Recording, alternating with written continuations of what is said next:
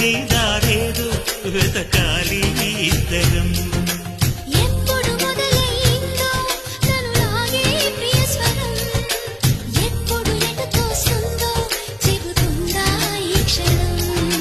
అనుకోకుండా పడదోసింది వలపే నన్నిలా.